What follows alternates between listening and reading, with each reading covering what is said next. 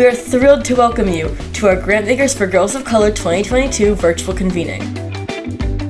This year's gathering will focus on reclamation and reciprocity, harvesting just and liberated futures for girls, femmes, and gender-expansive youth of color. Safety looks like the freedom to be, the freedom to own back your body. It looks like truth. We're so excited to collaborate with you all towards a vision of a just and liberated future for all girls, femmes, and gender-expansive youth of color. We'll have exciting plenaries and keynote speakers, performances, and workshops for our community of funders, grantee partners, and of course, youth. Our girls and femmes and gender-expansive young people have been telling us for years that they need our investment, they need our attention, they need us to hold them. Now is the time to imagine and to strategize on how we can all invest in the creativity, the wisdom, and the leadership of youth of color. Thank you for joining us. Now, let's get started. Hi, my name is Raquel Thomas. I am the Operations Associate here at G4GC. Day one of our Reclamation and Reciprocity convening was truly incredible. From hearing Dolores Huerta's reflection and call to action, to jamming to the set by Girls Make Beats, to joining robust conversations on topics including but certainly not. My name is Philanthropic leadership and language justice. I truly felt immersed in joy. It is an honor to join you here in the digital space and to hold conversations on how to harvest just and liberated futures for girls, femmes, and gender-expansive youth of color. I'd like to invite us all to take a moment to think of our inner child. Daily, you travel through this thing called life, and you still have the audacity to thrive and to dream of a freer future. Take a moment to express gratitude for all that you have done and all that you will continue to do to show up fully, not only for yourself, but also for the members of your global community. I am excited to introduce G4GC's Holding a Sister Initiative Manager, Nar Suha. Today, Nar will lead us in an intergenerational panel regarding the importance of affirming trans girls and gender-expansive youth of color.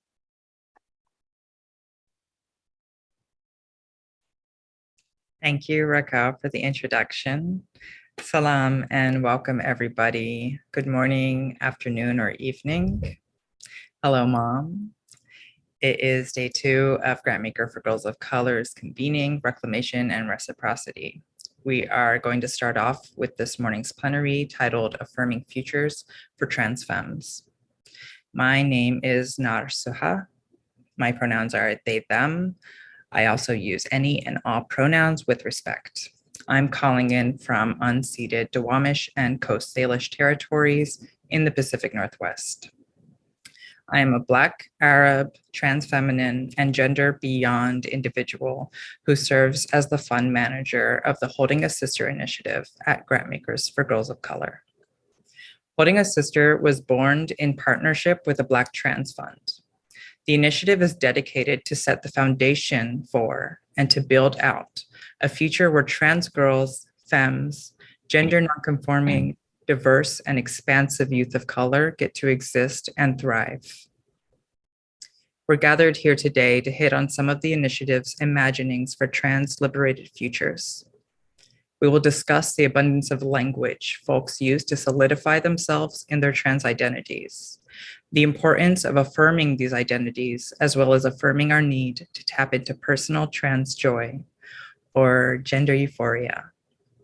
Finally, we will discuss what a future centering and led by trans girls and women of color could be and could do for this world. This discussion will not be interactive, but I welcome you all to share your hopes and dreams for trans futures in the chat throughout. I am honored to be here with a panel of community members, mentors, and new friends to discuss the importance of pouring into our communities. I'd like our speakers to say a few words about yourselves, share your pronoun, the identities you hold, where you're calling from, and just how you're feeling coming into the space today. First, we have Monica James here from Triumphant Together. Hello, MJ. Hi, Nahar. How are you? Doing good. How are you? I'm doing good. So my name is Monica James. My friends and community call me MJ. My pronouns are she. I am located in Kissimmee, Florida, and bringing me joy today. Life. It's life. Every day is a beautiful day. So um, yeah, I'm celebrating life, and my color is blue. Jade Cariaga, representing Transformations KC. Hi, Jade. Hello. So my name is Jade Cariaga. I go by she, her pronouns. I am a multiracial Puerto Rican, Filipino, Mexican, and white trans woman of color. I have little doggies in the background. Currently, what brings me joy is these dogs that are in this room. As well as this last week, I've been going through an extremely liberating process of just traveling throughout the US with my really good friend who is running Transformations KC, which is a trans woman of color led organization based out of Kansas City. So that has been giving me so much joy, and I've been loving every moment of that. And as well as stopping on the road and seeing like a bunch of really cool sights. Yesterday we passed Mount Rushmore. That was fabulous. So yeah, thank you. Hunter Day Goodridge is with us from Black Trans Fund. Hey, Hunter Day. Yes, and good morning. I'm Hunter Day, or HD, you can call me. You're welcome to also call me by my pronouns they and them. Kin, beloved, friend is fine for me. I am the program manager at the Black Trans Fund. I'm also a doula. I'm also a community support educator. And I am currently on Lenape-Hoking land in the New York, New Jersey region area of the East Coast. And bringing me joy today is celebrating the space of Scorpio highs and Scorpio lows, because we know that we are in Scorpio season, which I celebrate highly in my house with my children. Thanks.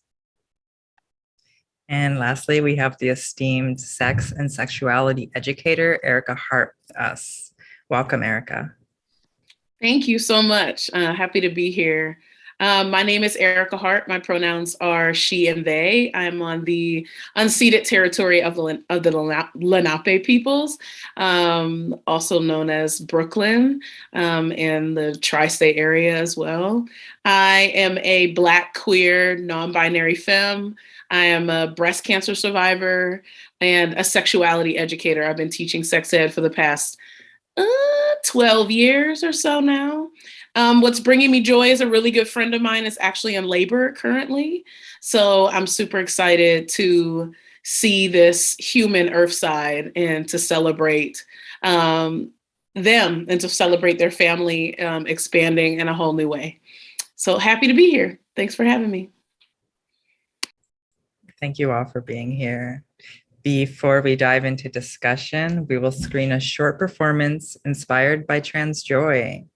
I hope y'all are bringing your inner children, ancestors, transcestors, and neighbors to this space, because Onyx Appleberry, guitarist, freelance art handler, and a fellow from G4GC's Future Economy Lab, will now grace us with their music.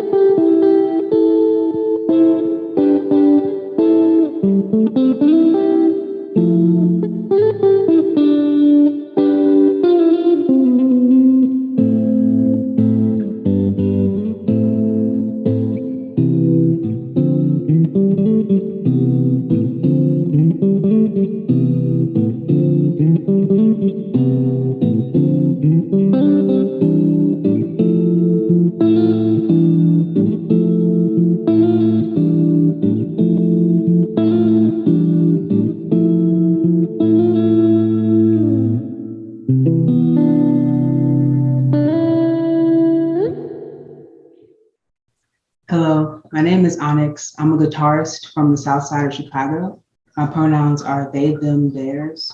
And the piece you just heard is called Joy in C Major. It's really just a rendition of the way that I experience joy.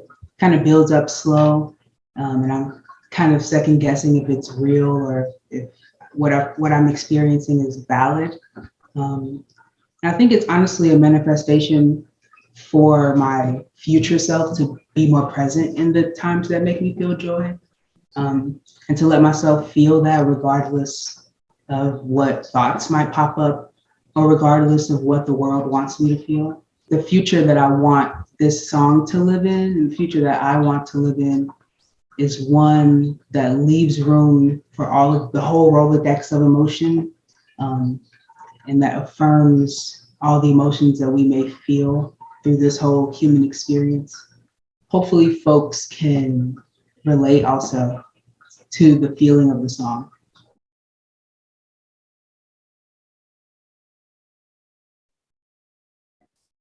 Wow. I am so glad we got to have Onyx in this space. Thank you, Onyx. We appreciate and love you and your Rolodex of emotions. Now that we're replenished in Onyx's sounds, let's move into our discussion. There are undoubtedly a multitude of femme genders and other genders fostered within queer and trans communities. Trans youth are under heavy scrutiny right now across the US and the world. However, young people today are showing us just how abundant the language is to hold themselves in their identities. HD, I will first pass the mic to you to discuss the importance of autonomy and self-determination that comes with expansive language, and the importance of affirming the identities of trans youth that trans youth are naming for themselves. Hey, Nah, thank you for that offering. And I also kudos to Onyx for that share. I had to take a moment just to like gather myself behind how I wanted to respond to it, because I could absolutely see the way that they moved through that music, and also how they painted it or shared the verbal piece afterwards. I think to respond to your question, I think a lot about the ways that we think about language, and where it comes from, how we receive it, how we learn it, and also how it maybe isn't just words.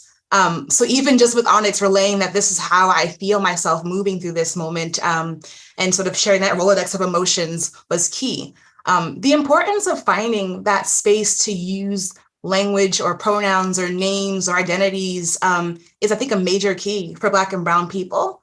I think even more so if you identify as being trans femme, or if you're gender expansive, gender beyond. I think primarily, as I said before, for people that are of color or Black folks, to say that I am is a really solid statement, and to define that for yourself is a way that we give folks, young folks, the space to be. Watching Onyx was another reminder of that like the fluidity of their presence existed without even having to announce themselves necessarily.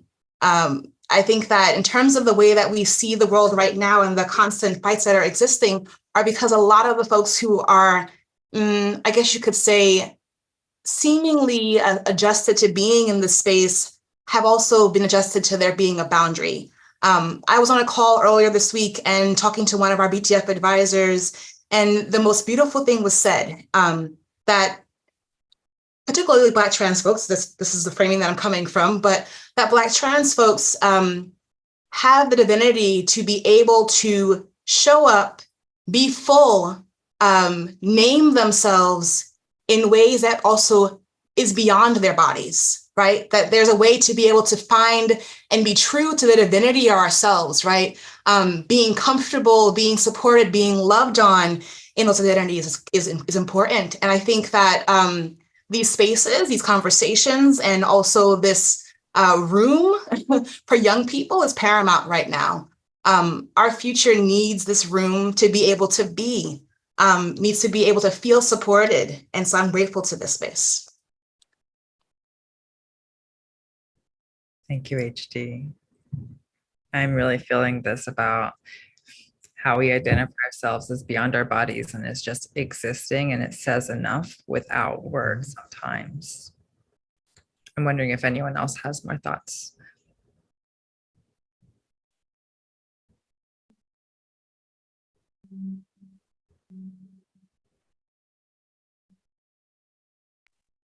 I was just going to share how revolutionary it is to define yourself beyond your body, considering under white supremacy, that is how we are defined, and how we have been regarded is based on our bodies, how they look, mostly, right? How they're raced, how they're gendered, their ability in terms of disability, in terms of neurotypicalness, neurodivergence, like all of those things are in our current society as how we are defined.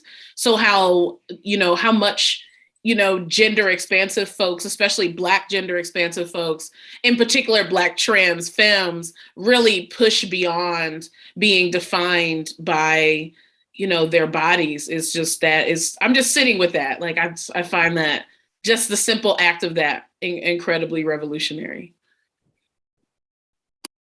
I want to add to that and just say that one of the things that often we talk about just in conversation with our folks at BTF is we ask folks, what are you dreaming of, right? When we start conversations, and even just the space of being able to say, like, to respond to that as a Black person, as a trans person, as a queer person, and then someone actually saying, I see that for you, or I want that for you, right? Like this idea of being not hinged necessarily to what you just said, Erica, about there being confinements a little bit in terms of how we exist in the world. I even thought about the ways that we also access pleasure too, that like if we are sort of tethered to some of the larger norms, that it can be freeing into many cases for us to be able to say, I am, I want, I dream. And I'll add to that conversation just as a 50-year-old gender expansive woman of color. Living outside my body has always been my only option because my body has always been denounced. My body has always been chained. My body has always been oppressed, targeted, and abused because people only saw my body. They didn't feel my soul, my spirit, nor did they hear my voice. And so my only option was to live outside of my body and where my mind, my soul, and my spirit could travel through the universe, because not every place in the universe was my body accepted. And so today to see that we have come a long ways. We still have a long ways to go. But today we are able to be free. We are able to connect our dreams to our bodies. We are able to see reflections of our body in this world that once upon a time that was not possible. So for my youth today, enjoy that body. Enjoy and value this time, because this wasn't always our experience as queer, gay, lesbian, questioning, trans, gender expansive. This was not our experience. And so today, the doors, the ways are being paved for our experiences to be more than just our bodies. And that is worth celebrating for me.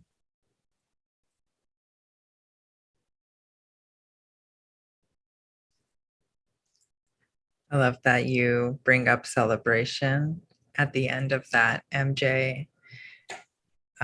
Young people are really the ones using language radically to pave that way for themselves. And we really need to take their leadership, but also be able to hold them and guide them. Celebration of trans joy and affirming trans lives, I think, should be a daily practice. Yes. It should be found in like common household phrases. It should be in community-centered spaces. Yeah. MJ, I would love your opinion on how we affirm trans joy as a practice. After that question, how do we affirm trans joy as a practice? I want to know what gender euphoria means to you specifically, and what do you feel that could mean for an entire community? Okay, can you repeat that for me? Because I think I heard 3 questions, but... Oh my God, yeah, it was 3 questions. Okay. I want to know how we affirm trans joy as a practice. And when I say joy, I'm like, how do we pour into gender euphoria in communities? So the way to pour into trans joy is to invest. An investment can look like more than just monetary, finance, monies. Investments is time, is affection, is connecting, is safety, making safe space. And I know this term safe space in today's society can be overrated, but there is such a thing as safe spaces. Like, this is a safe space that we're holding right now.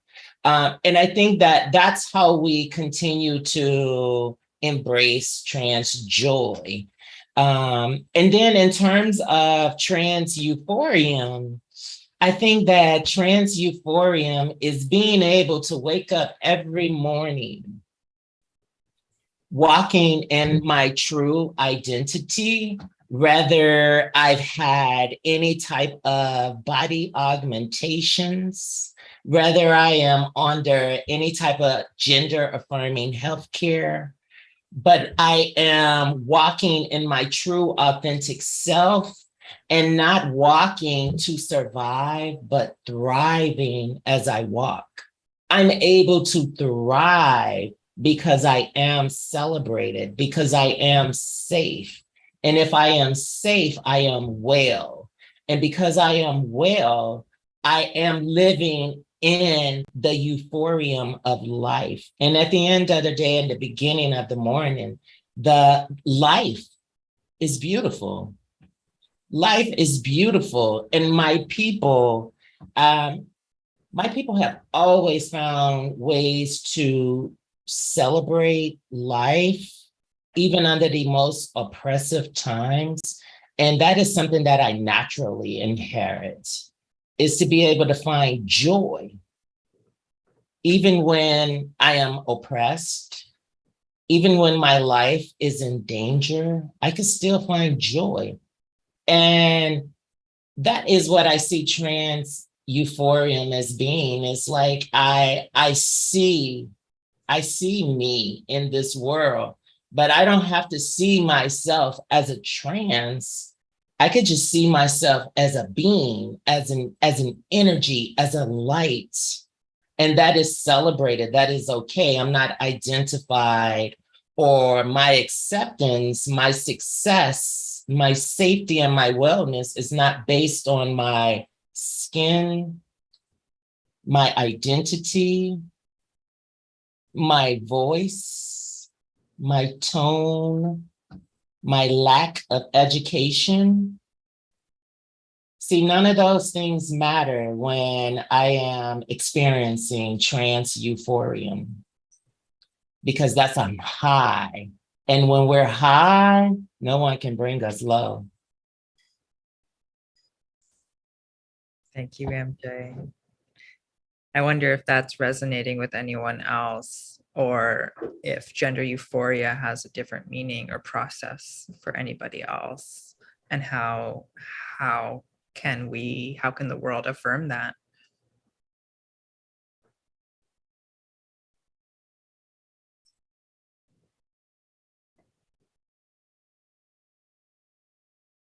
I'm going to join MJ on that high and talk a little bit about the way that I also my experience, but also how I see other folks in their experience of trans joy, trans euphoria. I think about for myself, raising two children. I didn't say this in my intro, but I'm a parent of twins. And something that I experience joy around is seeing my children feel unbounded.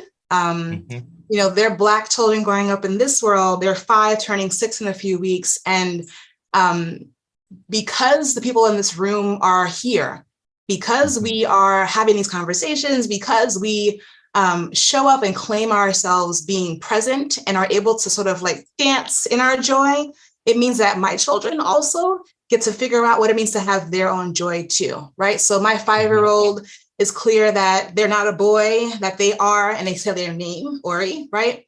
That my other 5-year-old is like, I'm Z and I'm also a unicorn. I can be whatever I want, right? And so knowing that a 5-year-old has access to that level of joy that early is a part of this piece for me around euphoria, because I know for myself at 5, it wasn't that way, that I had to constantly be trying to figure out, like, what does it mean to be in this body? Why does someone calling me a girl or calling me this name not feel so good, right? I didn't understand that I was feeling bounded to something that didn't feel right to me in the moment, because it didn't actually lift me up. It didn't speak me. It didn't, I'm going to say, didn't raise my cheekbones into a smile. It didn't give me tingles in my skin, right? And so when I see and hear folks like MJ, when I'm in this room with y'all, naming the fullness of who you are, right? And seeing Onyx too, right? That's euphoric to me. Being with Nara in New York a few months back, right? And being able to just chit chat about things on a really simple, easy level is euphoric, right? Being seen together in the same space and feeling what that warmth is of recognizing each other, right? It's beyond this moment, because it also goes beyond to like our own ancestors, right? And I think I heard MJ name that too, that like the folks before us have done a lot of work to get us here. Some of it is because they actually knew this truth, because it was real and available to them before it was shut down. And so we've been fighting to get back to our freedoms, right? We know that, again, I'm going to say that trans folks are divine, right? We've been here through time and will continue to be here. And the way that we continue to light up is testament to the fact that we will remain as bright as we always been. So that's euphoric to me. And I hear that in all the pieces that you just said, MJ, as well.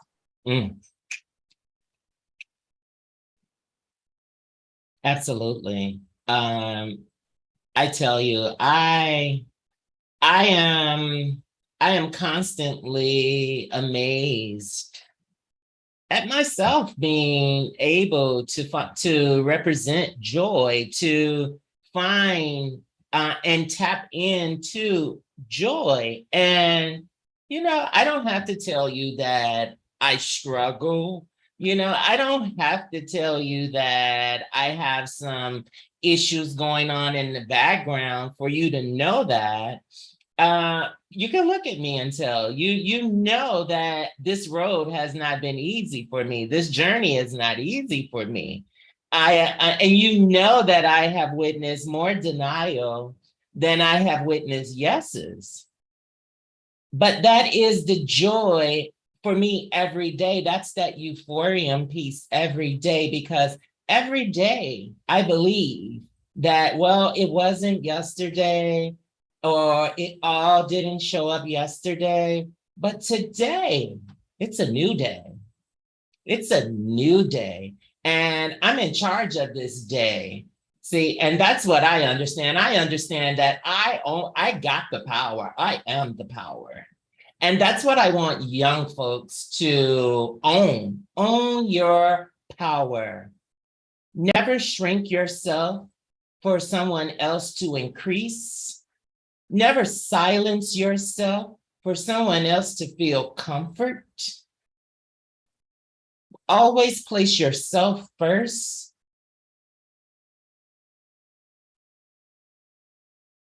All right. Hello, everyone. We had a short tech issue, but we are back.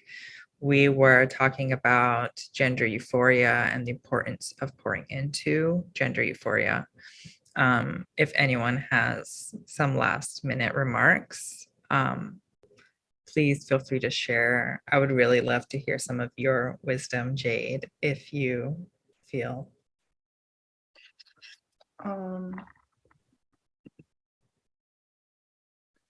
I think for me, gender euphoria is just having a group of sisters around me that I can lean on.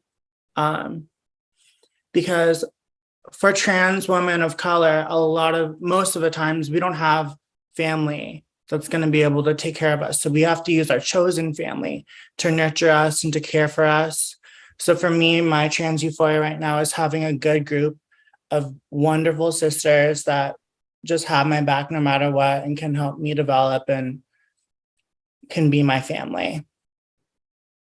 Thank you for sharing that. I think what I'm hearing across our answers is that there is a collective power that's generated through affirmation and celebration and joy of ourselves and our peoples. When we imagine futures where trans femmes and folks of color get to exist and take leadership in their communities, what do we see and what are we capable of? I want to hand that back over to you, Jade. So I feel like as trans people of color and BIPOC people, we have a lot that we can teach each other. All of the answers are in the room at all points. There's so much knowledge from all of the older people of color. And I just had the opportunity to attend Liberation Camp hosted by Transformations KC, where we had a 24 group of BIPOC people throughout the US. And we just got together for 3 days and we had a summer camp, pretty much like an end of summer camp. And this camp was the opportunity for all of us to connect with community and to just talk about liberation and to share our stories and to just connect with community. And it was a really eye-opening experience because we all have different walks of life and everyone lived in different parts of the US, but we all kind of had the same struggles of just wanting to feel community. And that was just a really great experience. It was a really safe space where everyone felt that they were able to share all of their stories. And I think it helped to develop everyone into better leaders. And for us to be able to pass down our leadership to like the next generation, like we need to really be equipped to do that. And I feel like the resiliency, leadership, and wisdom from us as leaders in our communities is what needs to be honed on and given to these young people that don't have support. And so it was a really great experience.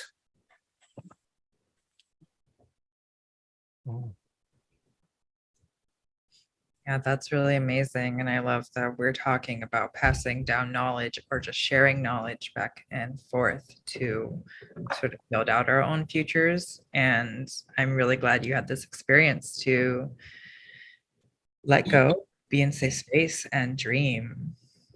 I'm wondering if, I feel like MJ, you and I have had conversations about creating those spaces and what it means to share knowledge and pass it.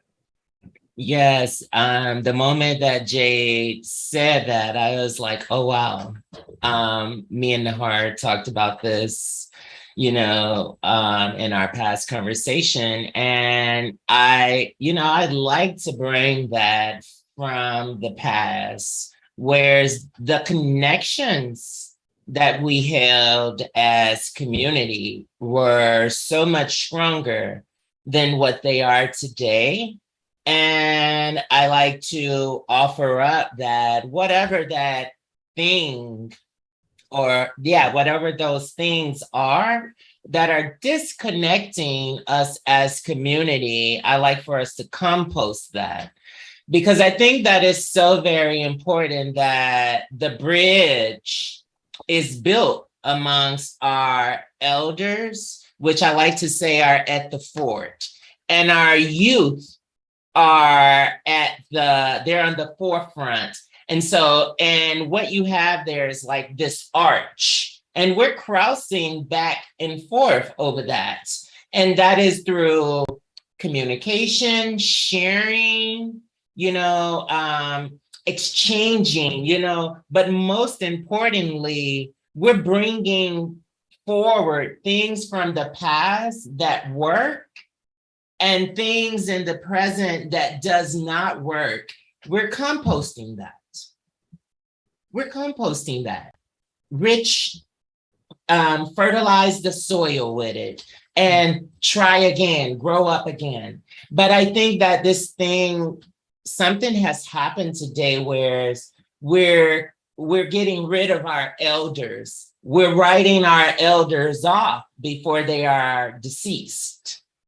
And if we write our elders off, then that liberation and that freer world that we're aiming to achieve, we're thriving to achieve, we're not going to actually know how to manage that and how to build on that without making some of the mistakes that have already been made. And so if the mistakes have already been made, the dues have already been paid, why pay twice?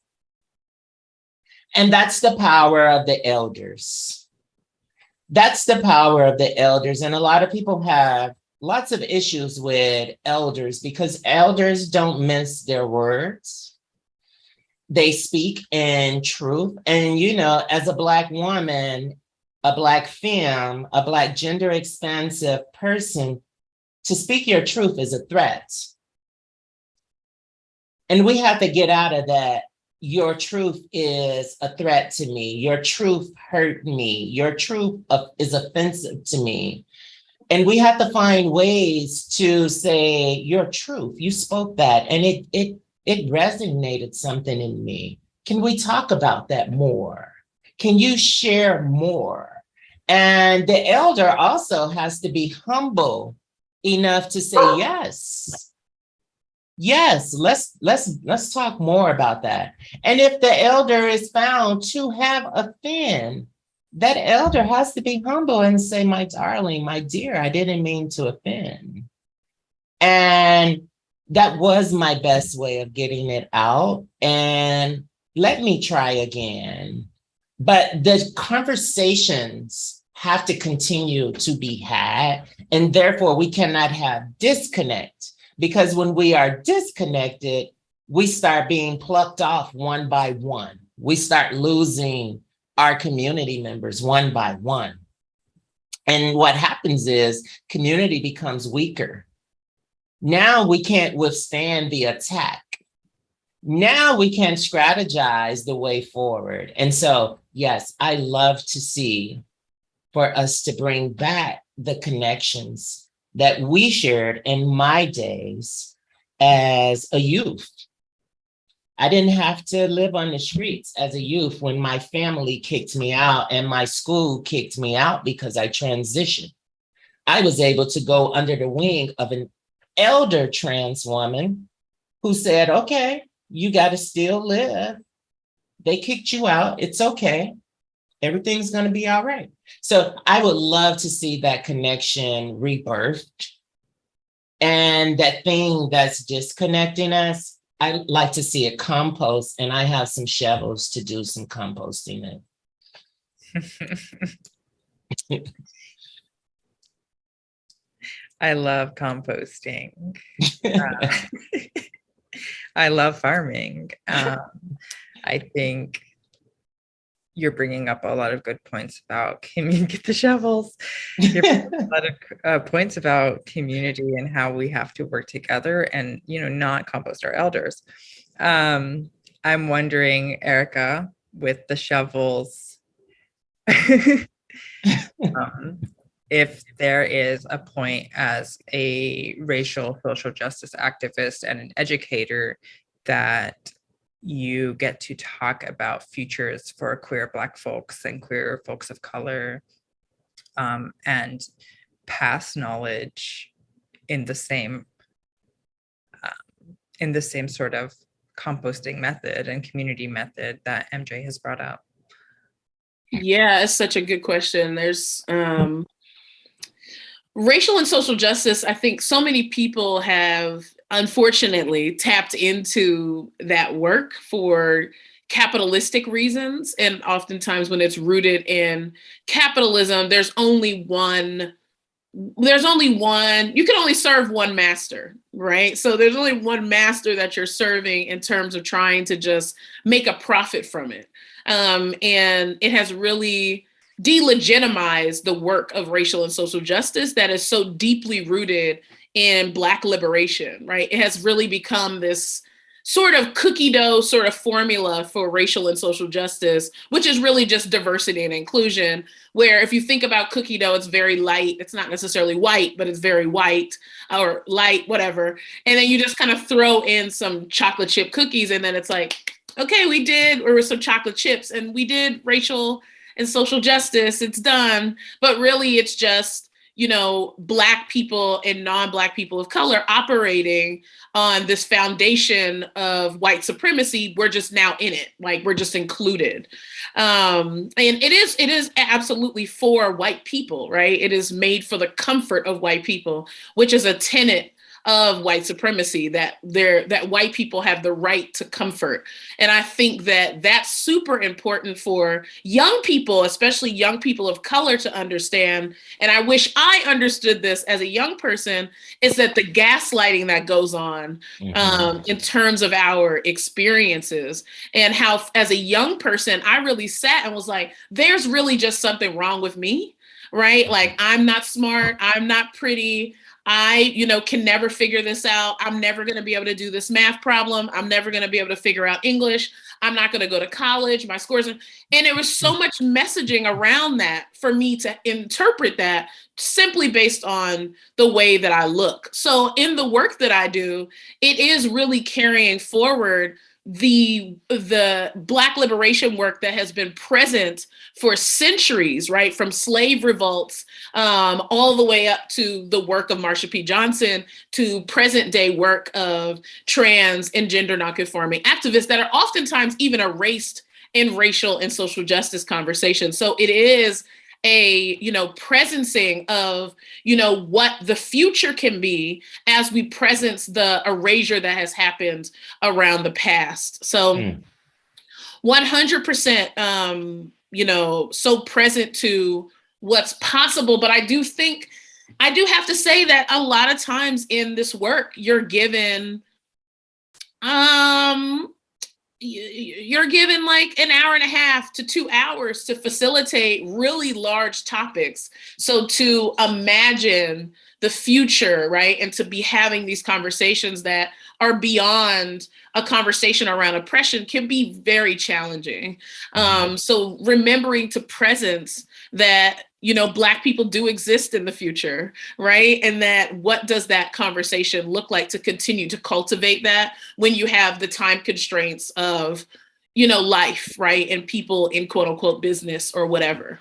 But yes, I do think that is the work, and that is where racial and social justice should be and continue to be, but that's not how everybody teaches it.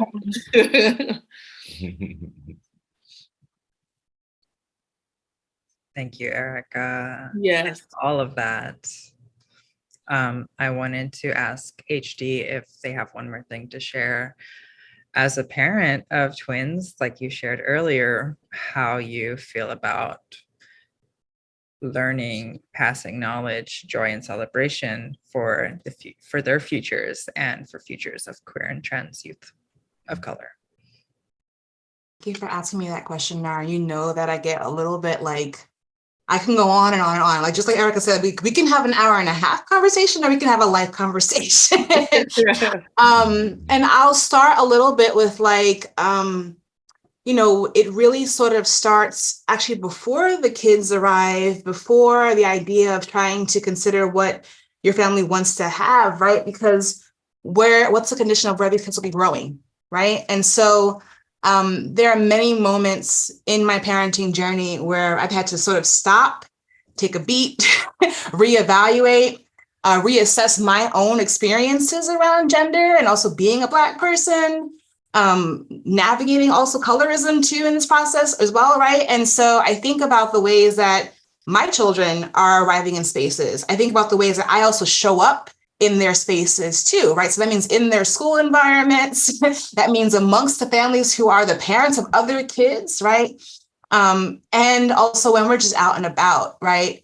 I feel very intensely about it because I think that, you know, part of my own personal like life mission is making sure that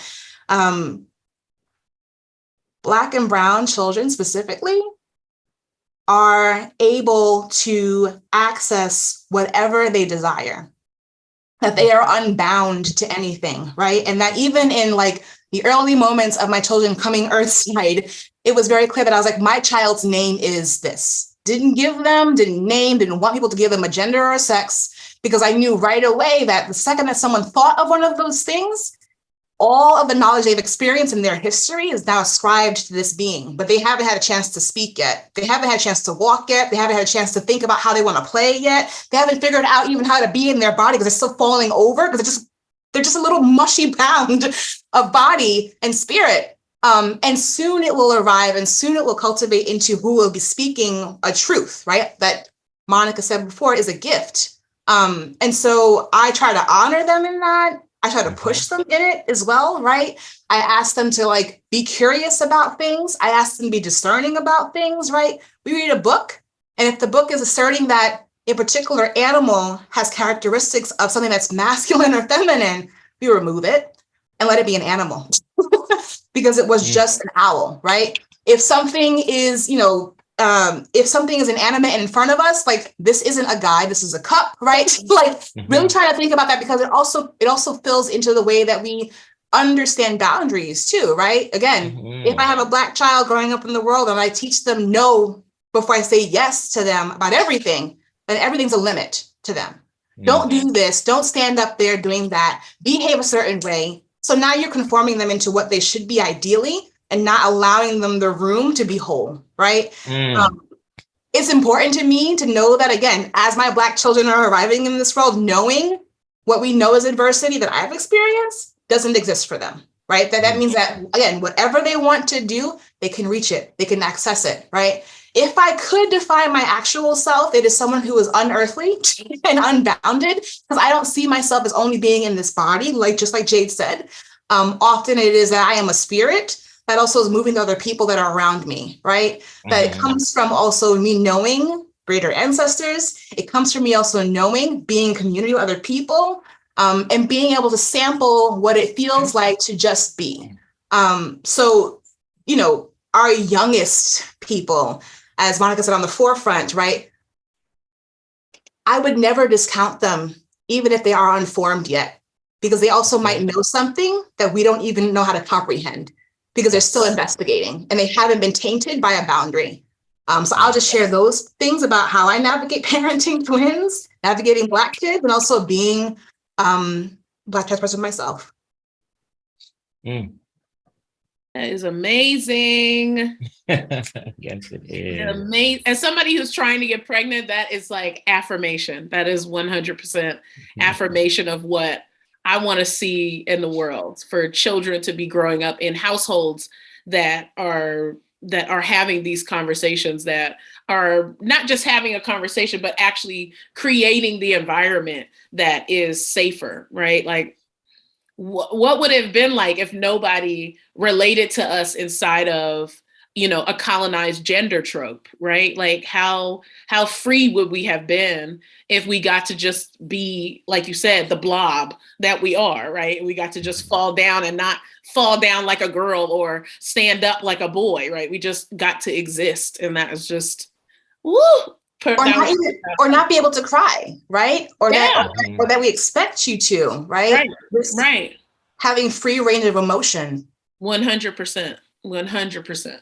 Or just even the work that I've been doing with my therapist, in full disclosure, how much I have had to hold for people, right? The expectation that I hold everybody's emotional pain and the things that they're dealing with, but nobody is supposed to hold the things that I'm going through, right? I'm just expected to be essentially a receptacle to everything that they're experiencing, which is very much an experience that Black femmes, experience on a regular basis, this mammying of our identity and how we get to really move away from that as we understand that gender is, constructed and rooted in colonization, right? And but if you grow up in an environment where you don't even have to really be necessarily have that be informed by your identity, what then is the experience? I don't think we really know because it hasn't happened, since white settlers came here, right?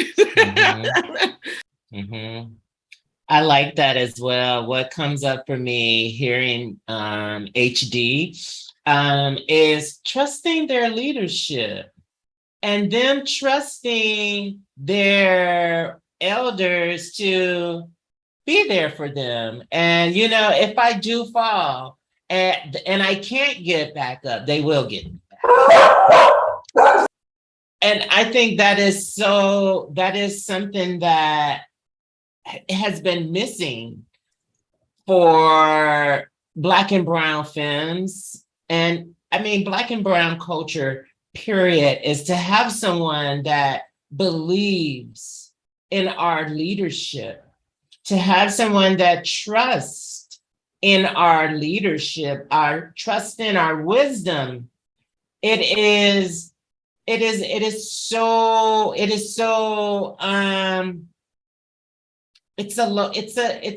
not a norm. And when I see liberation as being that this is a norm. We no longer have to identify our successes at the first femme to accomplish this, the first woman of color to do this, we don't have to be the first because that happened so long ago. Today it's running over, and I think I had and I feel that vision, and I move through that vision by moving through life with the cup half full, the half full cup, and that is very important to keep that. Don't put limitations on children. Don't box children. You may box me as an adult, but don't box children. So thank you, HD and Erica, you all set a fire. Thank you, MJ. Jade, I want to just offer up space and grace to you if there are any last words you'd like to add for your hopes and dreams about trans futures or even for yourself as a trans woman of color. So I think for me personally, I'm a victim of gun violence, working as a sex worker. And that is what catapulted me into wanting to go into nursing, because I wanted to be a nurse and I wanted to be in the healthcare system where I could uplift other trans women of color that are on their deathbeds, that are going through those experiences. And I think that we need to find out ways as organizers to really help all of the transgender young women of color that are in survival mode. And I think that is something that I really want to focus on myself, because their experiences and their resiliency they need more help. So that's something that I really want to focus on with my organizing coming up. And I think that's something that should be discussed more as well. But we're running out of time, so we can't.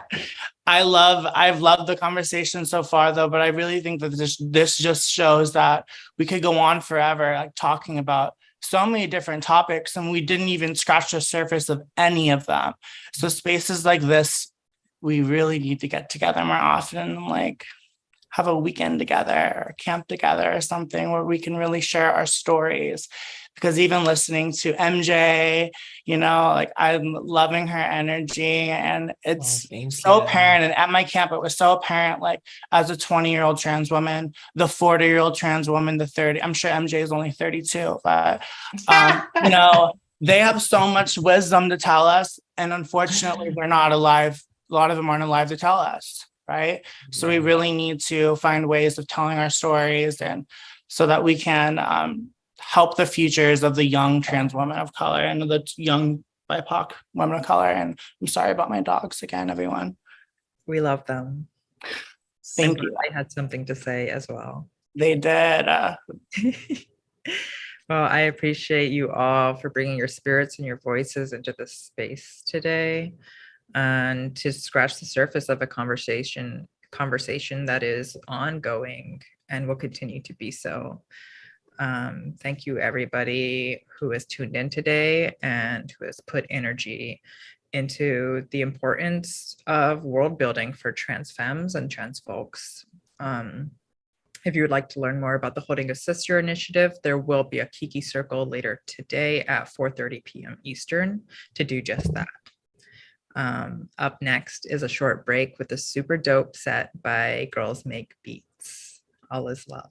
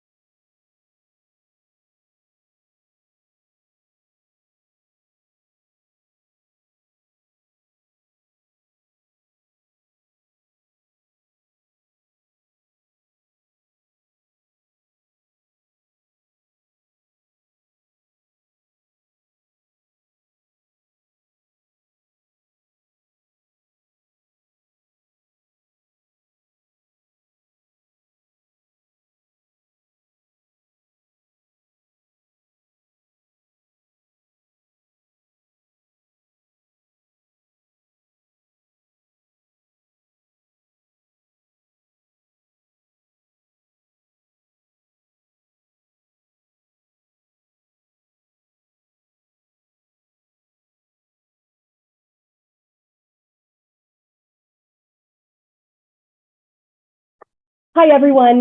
Thank you all for being here today for this powerful panel. Ms. Marvel is in all of our communities supporting the Mensa Girls and Gender Expansive Youth Capacity to Lead.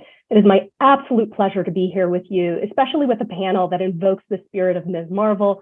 Not sure you could see the poster above my head, but I'm a bit of a fan. But most of all, thank you for grant makers for Girls of Color for allowing us the space to have this critically important conversation.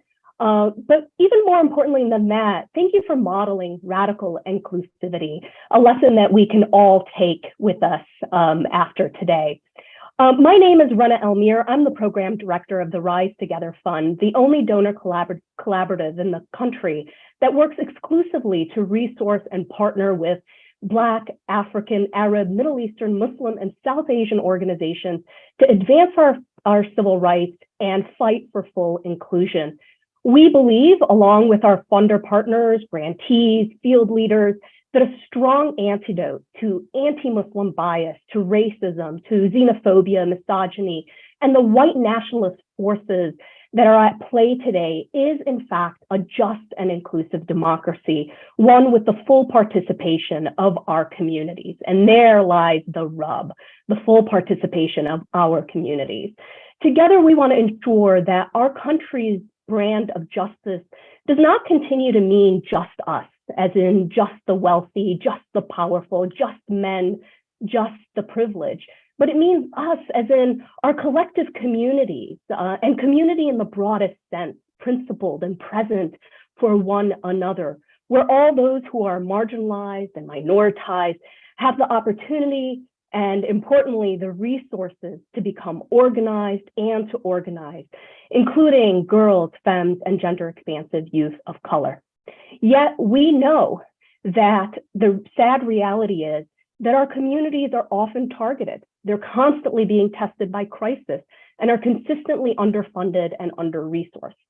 We're currently working on a study that shows for every $100 spent in social justice-focused philanthropy, a single dollar, $1 goes to the Mensa organizations. Add to that, that for every $1 philanthropy is spending on supporting our communities, at least $5, and that is a gross underestimate, but $5 is being spent by the government and hate groups to target and criminalize us. Yet and still, despite all of these challenges, before the Patriot Act, long after the Muslim and African bans, the Mensa communities have worked together to transform legacies of racism, misogyny, prejudice, and have turned them into our collective power. But who's doing the work? This is not going to come as a surprise to anyone here today, but women, femmes, and gender expansive leaders constitute 80% of our field leaders and executive directors. They're too often the unsung heroes of our social movements, doing the work, yet rarely getting their flowers. And so just as we're building a just and inclusive democracy, we have to recognize and resource the work, knowing and centering the fact that we're building it with the labor, tenacity, resolve, and on the backs of women, girls, femmes, and gender expansive leaders of color. So for RTF, our model is to resource the Mensa community, but to do so in such a way that nurtures the leadership and the resilience of women, girls, femmes, and gender expansive leaders. We can't settle on the hollow victory that we have a seat at the table or a role in our social movements, even if that role is a leadership role. We have to ensure that we're resourcing the movement and ensuring that these leaders have tools and resources to meaningfully break down barriers, to not only survive, but to thrive, and to allow others that come behind us to thrive as well. Because as Sister Melody Capote reminded us yesterday, your words are powerful, your breath is sacred. And so without further delay, I'd like to turn this over to the panel of leaders who could write the book on thriving in and for communities, a panel of leaders that needs all the flowers that you have. So please help me welcome our moderator today, Amira Fauzi, Program Director of Pillars Fund. Amira manages a growing portfolio of more than 30 nonprofit organizations, has facilitated the investment of more than $4 million to Muslim leaders, community-based organizations, and creatives who are helping to reimagine our society. Amira is a visionary whose commitment to our communities, to the MEMSA communities, is only met by her kindness. Amira? Thank you so much, Rana. And I'd also like to thank all the folks who are joining virtually and in person for being here with us too. As Rana mentioned, my name is Amira, she, her, and I'm a program director at the Pillars Fund, a grant-making institution dedicated to amplifying the leadership, talents, and narratives of Muslims in America. So our grant making takes a two-pronged approach, which Rana alluded to. We invest in organizations and leaders who are rooted in Muslim communities, advancing social good, and we invest in Muslim artists who are creating complex and authentic stories, speaking to our truths. One of our fellowship mentors, Sana Aminet, is an example of a creative reshaping our understanding of who we see as leaders. And I'm mentioning her because she was the creator of Miss Marvel, who is the headliner or referenced in the title of this hit panel. And for those of you who haven't seen it, Miss Marvel is about a Muslim Pakistani American teenager from New Jersey who loves superheroes. She loves reading their comics. She loves following them on the news. She loves cosplaying them in real life. And one day she finds out that she has superpowers too. And through the show, realizes that superheroes look like her and are her too.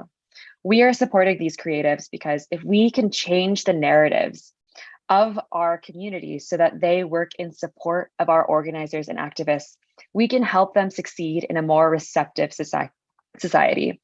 As our panelists can also share, who we describe as superheroes shape the relationships that we build, the policies that we support, and who we as funders trust with our grant-making money. The panelists, I'm excited for them to introduce themselves, encapsulate more than just Muslim communities, but BMEMSA communities. This acronym was created to better capture communities deeply impacted by systemic violence, discrimination, and criminalization in the aftermath of 9/11. We've always believed at Pillars that when we center BMEMSA communities, we actually solve problems and issues facing larger communities in the United States, and we solve problems for everyone. So I would like our panelists to just introduce themselves now. If you could share your name, your pronouns, your organization, and also just a story about a message you received about your own leadership, I think that might be a great way to kick off how we can reshape and understand and complicate our narratives of who leaders are in our communities and in your communities. Shanaz, would you like to kick us off? Thanks, Amira. Hi, everybody. Salams. My name is Shanaz John Muhammad. I use she and they pronouns. I'm the executive director of Queer Crescent. What could be possible? I love thinking about this question.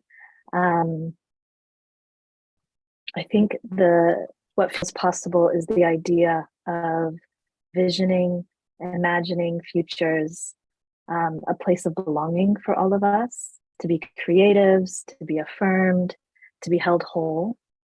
That ultimately is, I think, a big part of Queer Crescent's vision, is seeding more justice and belonging for all of our communities. Thank you. Sabrine, your name, pronouns, organization, and a story or message you received about your leadership. Thank you so much. Salams, everyone. My name is Sabrine Mohammed. I'm with HEART. I'm the health educator and researcher on the team. She, her pronouns. And a message that I recently received, actually was this morning, is trust the process. And it's one of our core values at HEART. I have been in this role since May, and it's been really, the experience has been overwhelming in a lot of aspects, just because of the support that I'm getting from all my team members and people like I've been closely interacting with, like Shanaz and Queer Crescent and other organizations.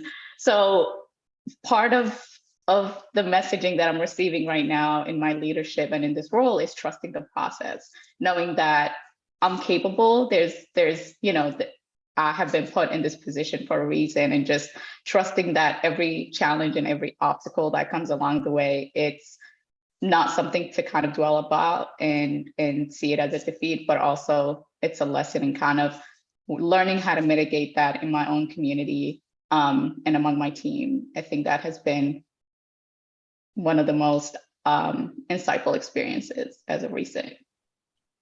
Okay, Sabrine, I'm excited to hear more about how we can continue to foster this environment for you. But first, Suad, can we hear from you? Organization, pronouns, and a story you received or a message you received about your own leadership. Yeah, thank you so much. My name is Saad Abdi, and my pronouns are she, her. I'm coming from the organization United Women of East Africa Support Team, so UEAST for short.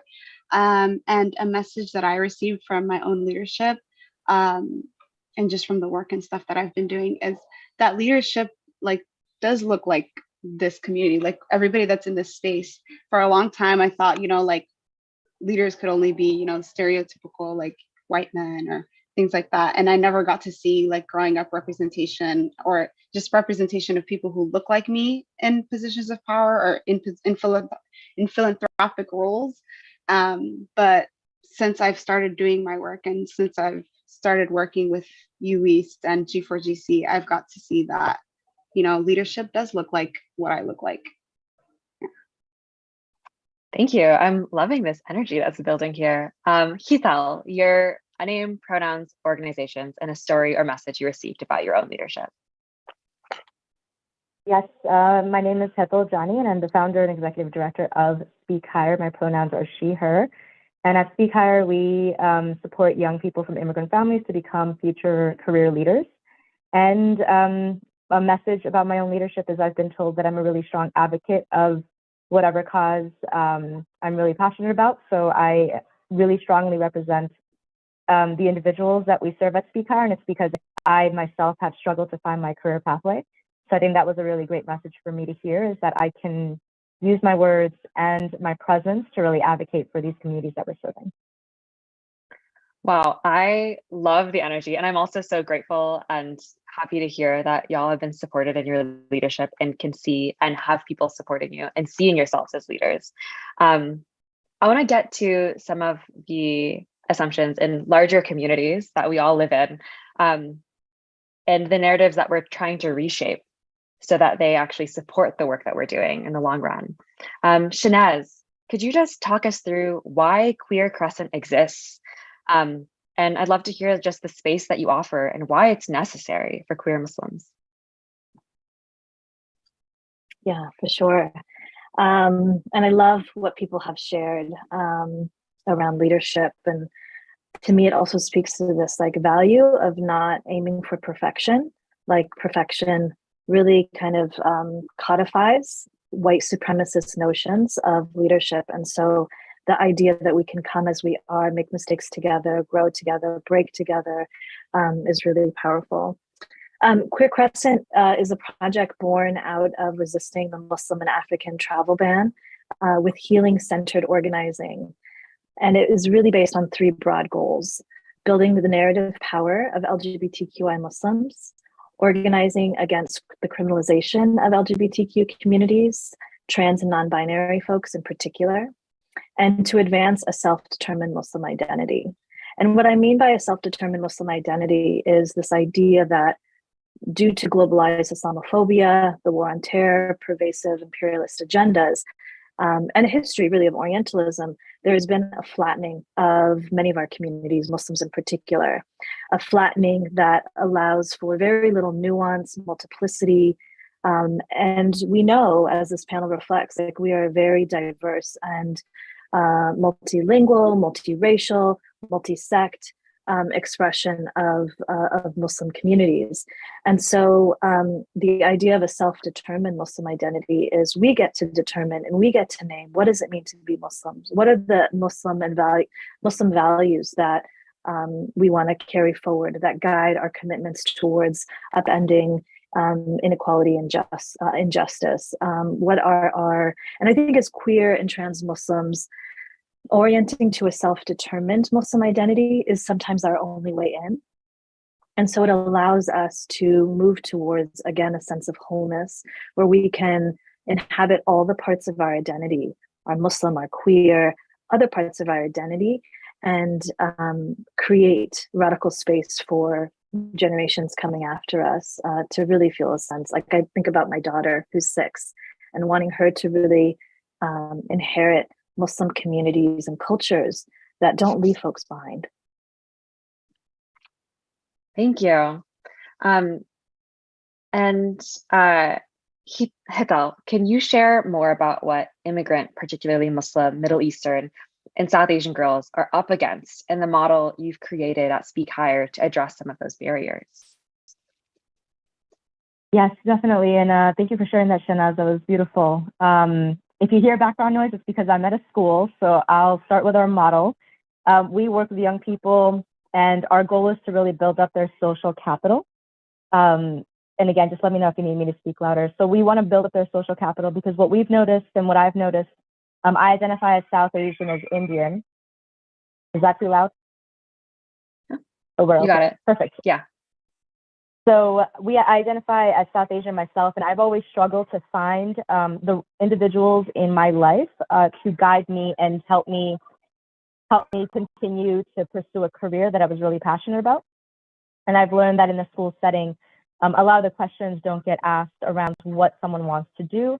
And there's a drastic shift culturally that isn't understood maybe in a lot of schools. And then these young people go home and they're expected to assume they are living within a different culture. And so your identity being a young Muslim woman, your own wants, your own goals for yourself are not being asked either at the school setting or at home. And so we find that a lot of our young Muslim women come to us, and our whole model, again, is to build social capital. So giving them more than one individual, it's actually 3 individuals, where they can connect those individuals and ask, if I were with my full self, my identity, navigating these multiple cultures in this space, in this school, but I come from this country and this is what my family lifestyle is like. If I want to pursue a career, then what would I need to do and how can I do that? And what I've learned myself is that one person is not going to have all the answers. And so we give them, again, more than one individual so that they can then ask the questions around, how do I,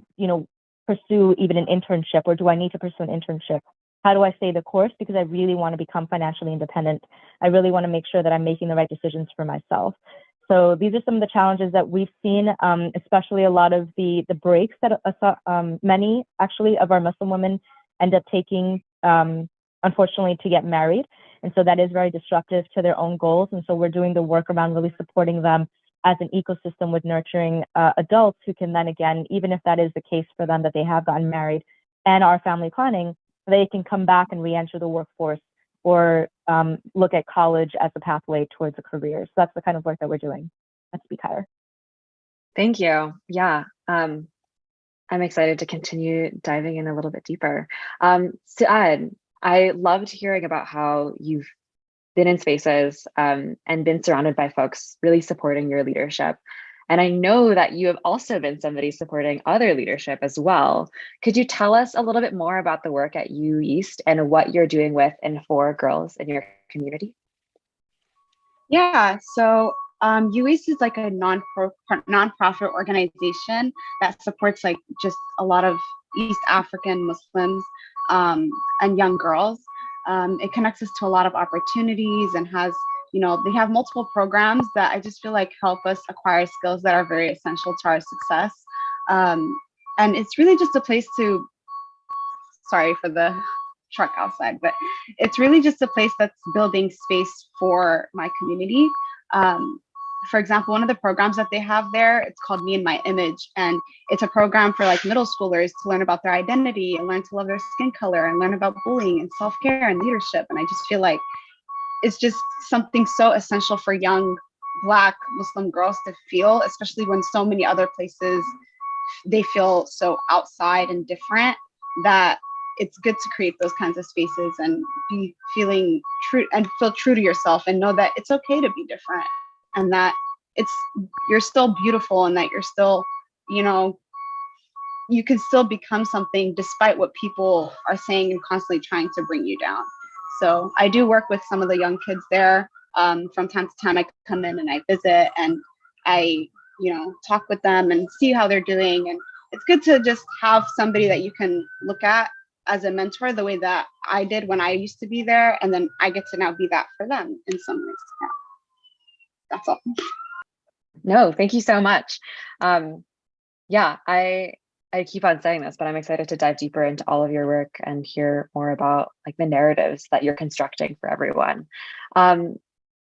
Sabrine, I want to hear about like the specific research that Heart did around sexual violence, why y'all have done it, and what has it led to?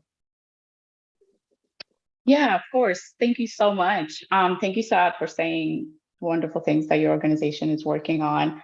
I really want to put things into context for the audience that are joining us virtually. Heart was founded as a direct response to Muslim communities seeking culturally sensitive programming around sexual education and relationships, as well as community members who were experiencing sexual violence in silence, which we know from empirical research out there that directly correlates with the rates of gender-based violence in our communities. So with that, we really needed to understand the needs of our Muslim communities. And we know that, beyond the disclosures that the founders of Heart and the testimonies that we were getting, it's important to recognize that empirical data does serve as a really important function in our culture, specifically in the world of receiving grants and academia, and kind of also furthering the work in our communities. So in our research, historically in research, especially sexual violence research, we find that underrepresented communities are often disregarded, overlooked, under research. And this really puts in perspective when you are working in the Muslim community. The Muslim community is not a homogenous community. We are multi-ethnic. We come from all walks of life, different racial, gender, sexual identities, sexual expressions. The way we practice is very differently. So with that, we really found that in the research out there, we could not find specifically empirical evidence to support what we were hearing directly from our communities. So we have started several research projects. We started to work with research institutions that are based in Chicago. And one of our research studies that looked at college-aged Muslim students, we discovered that, for instance, rape culture attitudes vary significantly between Muslim men and women. And we found that there has been barriers to facilitating sexual violence programming in college campuses, which leads to kind of oppressive response systems in which a lot of these sexual violence prevention programs on college campuses does not look at the intersectional identities of Muslims that are reaching and trying to utilize those services, and kind of miss the nuances that might, if we have actual sexual violence programs that looks at nuances and culturally sensitive, those campus programs were missing that. So that's where Heart is coming in, educating mainstream campuses, educating mainstream providers on the nuances and how to better really serve the Muslim communities and Muslim college students. Another study that we're hoping to hopefully publish the manuscript is looked at the sexual violence among North American Muslims. And again, we found that the higher the prevalence of sexual violence among Muslims corresponded with the perception of the low risk of sexual violence in our local communities. Again, which goes back to sexual educational programming that are culturally sensitive and culturally aware. And one of our goals is to really expand on that in the upcoming next year, hopefully. All this work, all this research that we have done in the past decade with Heart led to the development and publication of our first book, The Sex Talk, a Muslim Guide for Healthy Relationships, for Healthy Sex and Relationship. This book is phenomenal. I am proud to be part of a team that my colleagues that wrote the book, Shanaz, who gave us a testimony and supported us in this work, all the other phenomenal partners that worked with us. But really the book is trying to create a way to discuss and talk about what it means to be in a safe, equitable relationship, how to create safe relationships that are based on some of the most important Islamic values and foundations like mercy, equity, and justice. This book is part textbook, part workbook. It allows readers to really reflect, and there are tryout boxes, there are pieces where you as the reader can actually sit down and reflect. And it really, we are trying to have readers kind of go into this journey of self-discovery and discover what it means to be in a safe, equitable relationship that is, fundamentally rooted in your values as a Muslim individual. And hopefully, the book also goes into foundational sexual education that many of us that went through the American education system did not get. Sorry, I am technical difficulties.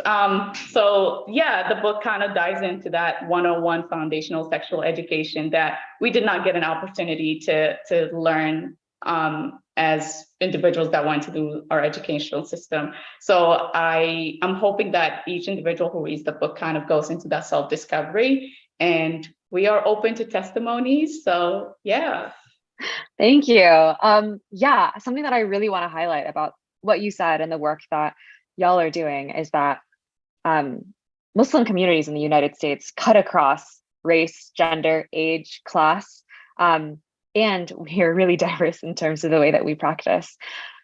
And so when we do our work at Pillars, like we see like the work that our grantees and partner organizations and other Muslim organizations in the field doing as like working on a case study for America, right? Like being able to access such sex education is an issue for larger communities. And so the fact that y'all are finding a way to access sex education and create access points for folks who are struggling with these other marginalized identities and other marginalized barriers could actually help everyone in other religious communities and other communities seeking that same sort of help. So just wanted to reframe that. Also, I am seeing a few questions from the audience enter the chat, and I'm so excited to offer them to the panelists. So keep them coming. Folks at the back end are sending them over. What I really want to bring in, just for the folks here who have really worked on the creation of the gendered Islamophobia framework, I think that's an interesting and important thing to bring up as we do work that's hard in our communities, but also hard when talking about them to non-Muslim communities, like to non-BMMSA communities. For Shanaz, Sabrine, but also like Suad Hatel, if you want to join in too, like, could you share a little bit more about the gendered Islamophobia framework and what it offers us in terms of understanding organizing in Muslim, Arab, Middle Eastern, and South Asian communities? Sabrine, I can kick us off, and then please, I'll toss to you. Yeah, definitely. Okay. I say this because Sabrina and I were part of a broader working group called Muslim Abolitionist Futures. So, thinking about the gendered Islamophobia framework, it's really important, I think, to lift up the Rakshan Raja of Muslims for Just Futures, heart and vigilant love for developing this framework. They put together a report that's really important. Hopefully we can chat it in a couple of years ago, and Queer Crescent was invited to collaborate. And for Queer Crescent as a queer feminist-led organization, this framework resonated deeply and built upon insight and others who have articulated the ways that gendered violence is upheld by the state in systems and in infrastructure designed to disempower Black, Indigenous, people of color, folks of color, LGBTQI, and disabled communities, which then gets reproduced on the queer body. Gendered Islamophobia weaves in the unique and continuous criminalization of Muslims and the double binds we often find ourselves in, organizing towards the cultural change, towards deeper care, inclusion, and a gender justice framework, while simultaneously calling out Islamophobia that we're all swimming within. And so it really understands the gendered violence, and Darshan Raja came to this kind of framework. She coined the term gendered Islamophobia through years of research and working with survivor advocates and working within the domestic and sexual violence movement and organizational spaces, and would hear the ways in which Muslim folks were at the intersections of feeling the imposition of state violence and then not being supported and held in the ways that Sabrine was just articulating that Heart really works on. And we see that being reproduced in so many different systems: reproductive justice, access to adequate mental health. It's both the subtle and the very loud ways in which gender violence continues to get reproduced, and that Muslim folks, femmes, non-binary, gender expansive folks, are really burdened with unpacking so much of that. And so to shore up communities with not just frameworks, but interventions to really address the multiple ways that these oppressions are impacting the body is some of the work that we work to do in coalition. Sabrina, I'll toss it to you or to others who want to add to that. Yeah, thank you so much, Shanaz. But I mean, you've really summed up what the idea of gender Islamophobia is. I just want to really emphasize that, you know, the systems of oppression really does create and foster an environment that's really harmful to Muslims, those Muslim women, femmes, gender expansive individuals, because, you know, starting with the state violence, starting with violence that we are experiencing in institutions, a lot of our communities are really experiencing gender violence by all, you know, whether state agencies or intra-community abuses, such as like sexual assault, domestic and family violence, trafficking, harassment, and abuse. And these are all really rooted in power and privilege, and also intersect with a heteronormative communities and society that is fundamentally, you know, founded on patriarchy and white supremacy and slavery and, you know, indigenous genocide. So all these systems of oppression really are the foundations of what we are experiencing today with state violence and police violence and sanctions on bodily autonomy. Prime example, what happened this summer. So I just want to leave us in this space in understanding that this is just bigger than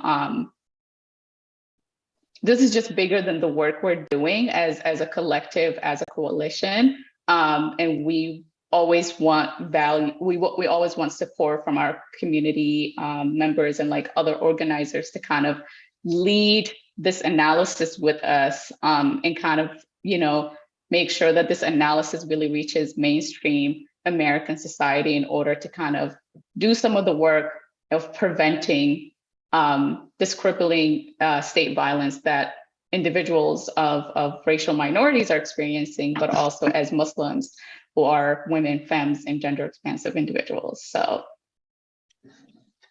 thank you. Yeah, I really encourage everyone on this call to just look up the Partnership to End Gendered Islamophobia's community report. The ways in which Muslim communities, the MEMSA communities, have been navigating and finding solutions to like larger issues in the context of larger Islamophobia is honestly like the solution building, I think, could be carried in any field. I want to bring it back to fellow funders in the space. Shout out to you. Hital, like, I'd love to hear what narratives you faced when talking to fellow funders. Like, what are your experiences and what narratives do you want us to look into, to like begin to think about, to begin to really lean into in order to better support your work? Yeah, I think so that's a big question. There's been, so as a founder, I've had to, and I'm a first-time founder of a nonprofit, so I thought the fundraising was just going to be there. Like, this is a great solution. I mean, we were originally primarily focused on young women, And I just felt that, I see these amazing young women who really want to pursue careers, really want to pursue life goals, and this was a great cause and the community was going to band around it. That wasn't the case. Raising money for the organization initially and even to this day still becomes a challenge unless I can speak closely with a possible funder. And the challenge is that what funders see on the outside is that there's not really a problem. And, young women often are seen, I'll speak from my perspective as for myself as well, and the young women we serve, that they're often seen as just, they're obedient and they're following along and they get good grades. And so there's not actually a problem here that needs investment because they're going to be okay. And no one's asking the question I mentioned originally in my intro of what we do, that there is a disconnect between school and home. And so if these young women are not getting, or if these individuals are not getting the question or being asked the question of what they want to do, neither at school or at home, then how are they supposed to explore what their opportunity, what they actually want to pursue? And so that was a conversation for 3 years, and it was actually until I met Maheen at Grantmakers for Girls of Color, where I was able to voice that and say, I've been struggling because I know that there's this population of students who really wants to pursue career goals, who really wants to understand what their next step is, but no one is getting on a call with me for me to explain why this is worth the investment, because they just see a population of students who are okay and they are going to be okay. And the struggle is just not there. And so it doesn't deserve funding. And it was that conversation where I was able to just kind of realize that I need to be more vocal about the challenges that these young women are facing, that these students are facing. And that is, again, that they, for so many of them in between our programming, which runs an academic year, so many of them are being sent to their home countries. They get married, family planning is kind of forced upon them, and they come back and they voice to us initially. A lot of our programming, while we do get parent consent, it happens with the support of the school, because we've learned that at home, these kinds of conversations around career, or the time wasn't being made, or they weren't allowed the time at home to really pursue in these conversations. And so we do this in partnership with schools, and but no one's asking them at schools what they want to do, and no one's really figuring out where they went when they went home, or what happened when they went home. And all of a sudden they're coming back and their grades are okay, but they're not what they used to be because they've lost a lot of motivation. What's the point of me doing this if this is my situation anyway? And so I think part of what, as being an advocate for this, for this population, I really want people to know that they're strong, they're capable, they're worth our investment. There's so much that they can do. And if we see them and we give them the tools for them to succeed, they're going to thrive in the careers that they choose. And we need to help them understand how to navigate the cultural differences that they experience. And they need to understand how to navigate the conversations in the different social contexts that they're in. And they hold multicultural identities, and they have to be equipped to work through both of those, or through, however many they identify with. So I think I want investors, and I want philanthropists, and I want funders to know that there's a population of students, there's a population that really is deserving of your investment, because a little goes a long way. We heard in the beginning it was $1, which is it's just not enough. But if that was made to $5, imagine what can happen when these young people are already so motivated to do so much. I don't know if that completely answered the question, but it's been a struggle. I'll say, as a funder, it's been a struggle to kind of not lead with the problem, and really kind of just say these young women are just, this population is just deserving of your investment. No, it's also, I hear that, and I love the tension that you're feeling around really wanting to center solutions and joy and the possibilities when you're struggling with facing narratives that do not align with the reality of the communities that you center, correct? Saad, I want to hear from you again, as somebody who has been a part of G4GC as well as U East. I kind of want to hear about your experiences in philanthropy too, especially as a younger person. What does philanthropy mean to you? And where do you see yourselves? Where do you see yourself in this work? Oh, we may have lost Suad. That's okay. I will ask her the question when she comes back. I'm gonna just go ahead and ask I want to make space for this question that came in a little bit earlier. And then when I see Suad's face, I'll bring it back. Oh, wait, here she is. Suad, did you hear the question that I just asked, or should I repeat it for you and the audience? I think it just dropped me out of the call for a second, but can you repeat that for me, please? Yes. I No. didn't catch the question. No. I'm happy that you're back with us, and I'm excited for everyone to hear from you again. You've helped shape philanthropy in your own ways, and you've also talked about being in spaces that really support your leadership. I kind of want to hear from you, especially as like a younger person. What does philanthropy mean to you, especially in your communities, and where do you see yourself in this work? Yeah, so I'm really grateful to G4GC for giving me like so many experiences and getting to really see or really just think about philanthropy on like a deeper level. One thing that's really stuck with me with the work that they've done is they mentioned how philanthropy doesn't always look like just here's funding and that's it. It can be in our own communities when we are helping our neighbors or when we're helping each other, when we're coming together as a collective to support each other. And it doesn't have to just be, you know, the stereotypical picture of what philanthropy looks like. There was a second portion to the question that I want to get to. Yeah, like where you kind of touched on it and being a part of like shaping philanthropy with G4GC, but like where do you see yourself in this work? Yeah, I really want to be in this work. I really want to be an advocate for my community and for people who are underrepresented in philanthropy.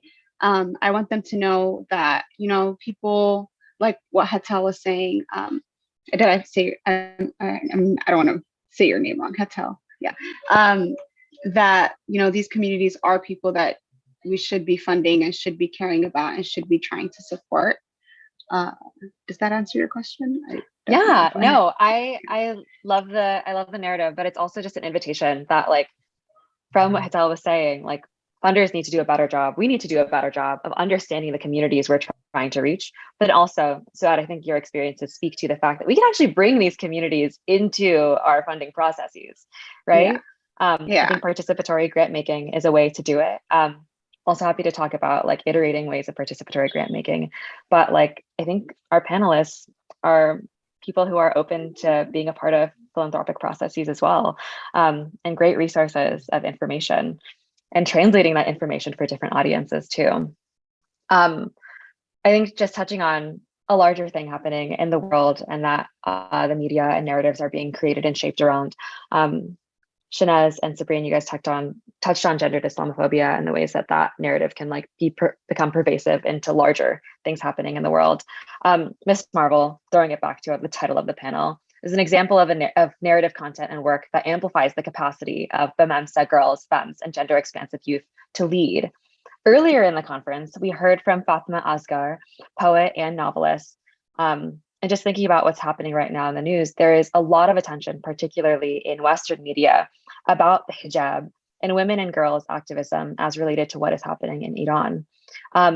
What narratives do you guys feel are important to amplify in order to continue to elevate and support the joy, safety, and leadership of BMEMSA girls, femmes, and gender expansive people in your communities, given these larger narratives at hand? And what are the narratives that y'all want to combat?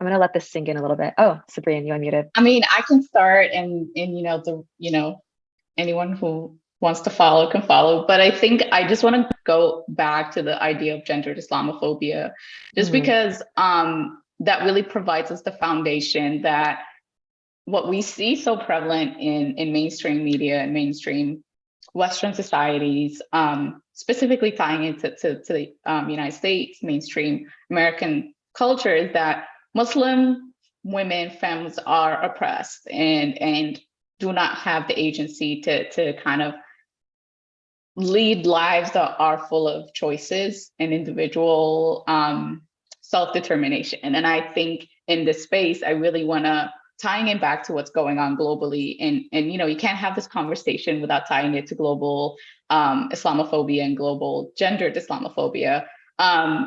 I think what's going on in Iran, it's a great example of when young people decide to kind of, hey, we are ready to practice self-determination. We're ready to practice how we see our faith, how we see agency according to our own terms, and we are ready to make decisions that are full of choices and self-autonomy and self-liberation. But I really want to also combat the idea that because that is going on, that does not mean that other Muslim women and femmes do not have are oppressed, do not have these self-liberation ideologies, because I choose to represent myself in a certain way, right? I choose to practice a religion in a way that identifies with me as an individual.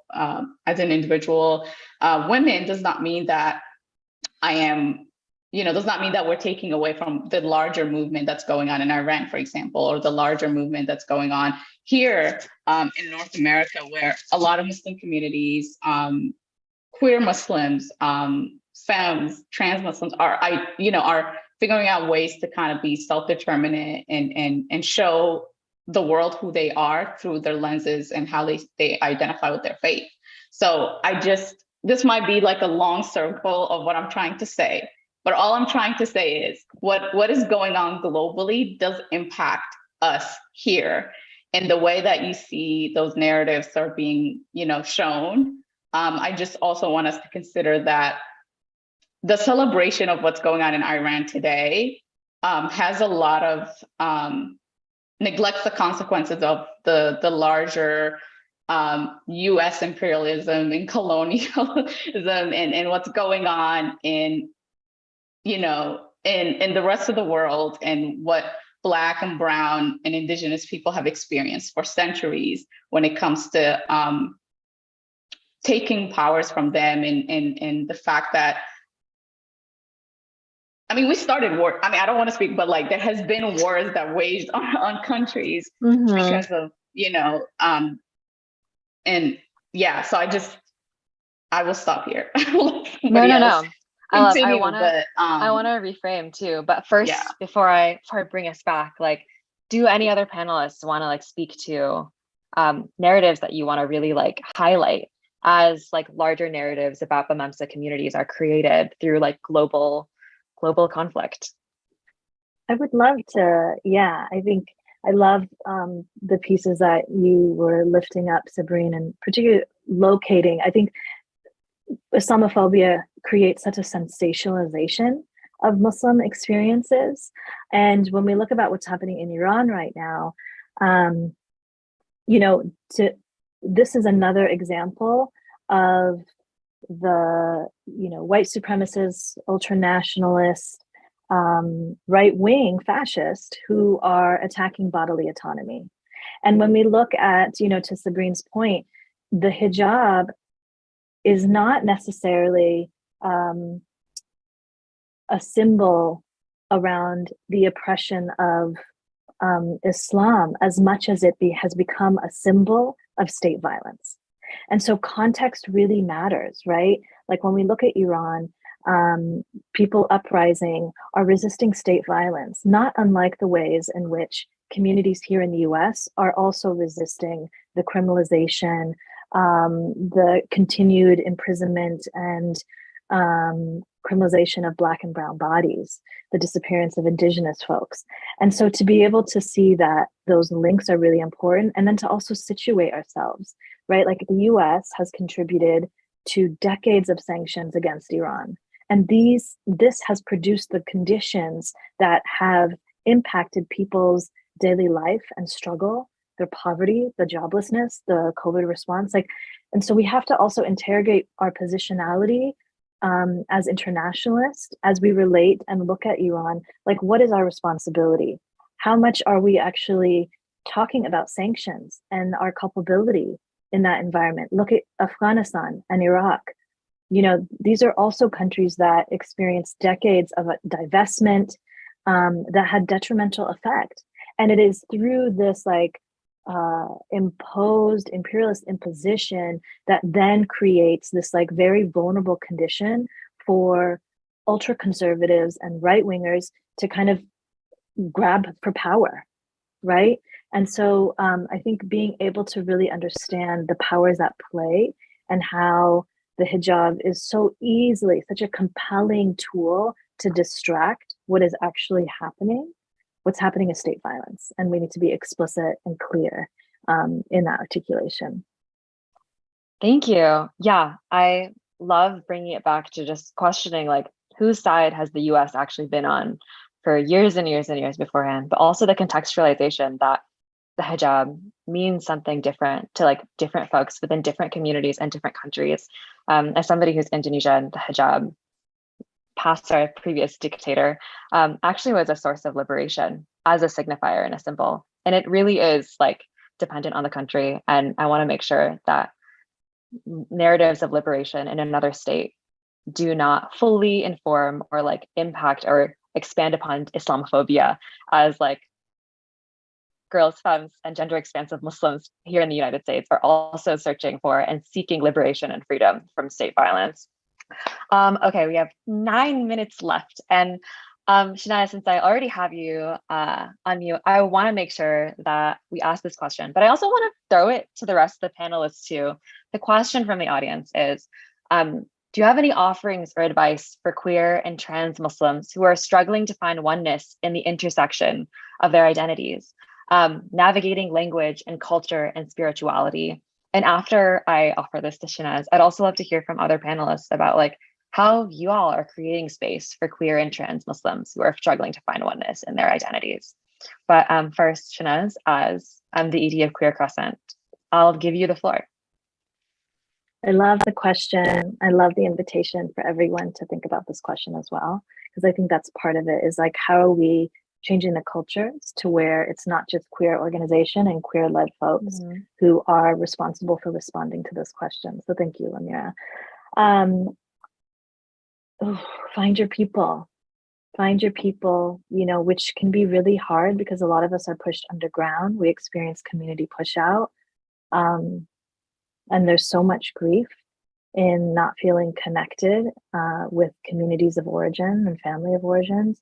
And so finding your people. And I think for me, it's been quite, it's a journey, you know, but it's been quite liberating to no longer feel like I have to reconcile identities, because I think that's often a framework that's put on us. How do you reconcile these identities? And when I think about reconciliation, to me, that's like externally facing, asking me to kind of respond to other people's articulation of what it means to be Muslim. I'm also Shia Muslim, so I grew up with this, with very early training around what does it mean to not be included, right? Because of the ways in which Sunni kind of predominant, Sunni supremacy culture kind of predominates Muslim communities and systems and materials, really. And so from a very early age, I had no illusion of being included. So I think that has really given me a lot of grounding and training, and where I had to work to articulate myself, I had to affirm myself, and I had to find my people that were affirming me. And we don't have to get down with all of our identities. We don't have to be the same, but at least I need to feel dignity. I need to feel care, and we deserve to feel a sense of belonging. And so my wish for you is to find that. My God, you're like gonna bring me to tears. For the other panelists, how are you and your organizations allowing space for queer and trans Muslims and Bamamsa folks who are struggling to find oneness in their intersecting identities?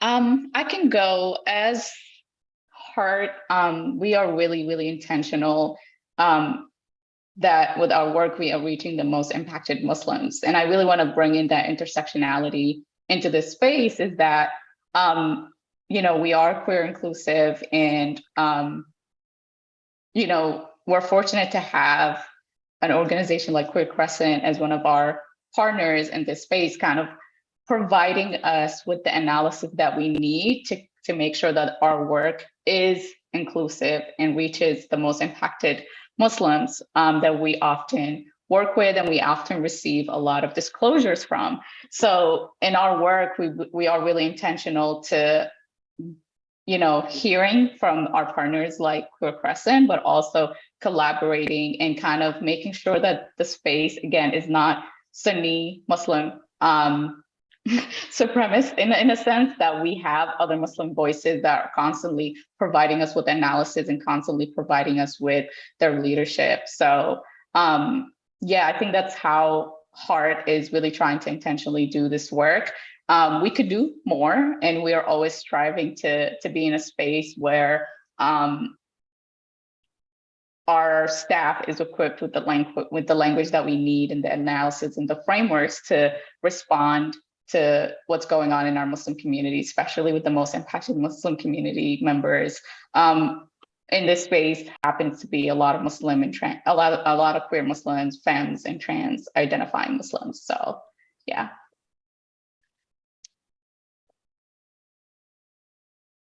Yeah, I can share that. I mean, similar to what Sabrina said, I know that we can also be doing more, but it's the partnerships that we make to make sure that we're being inclusive. And our model of leveraging social capital or creating or forging that social capital, those relationships with individuals, as Shanaz said, find your people.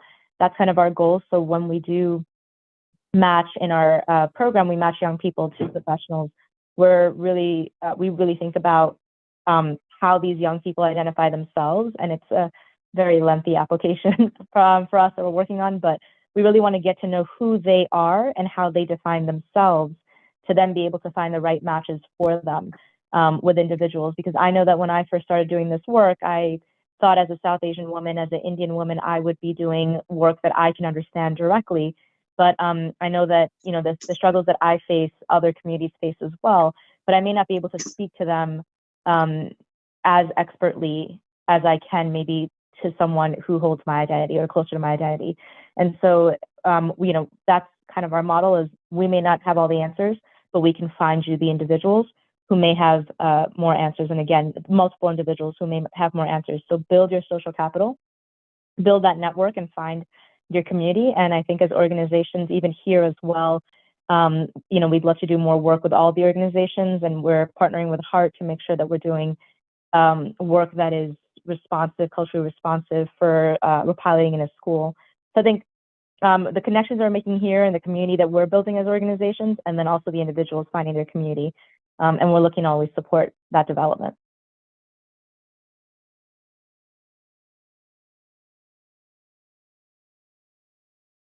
Thank you. Yeah, thank you all for just your offerings with that question. That was so generously shared.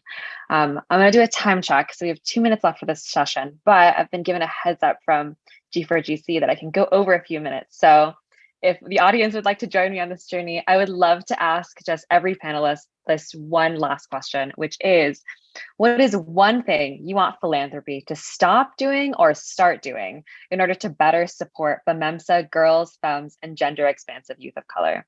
I'd encourage you guys to be bold here, because bold advice is good advice, and something that we can hold forth and take to our teams and our people.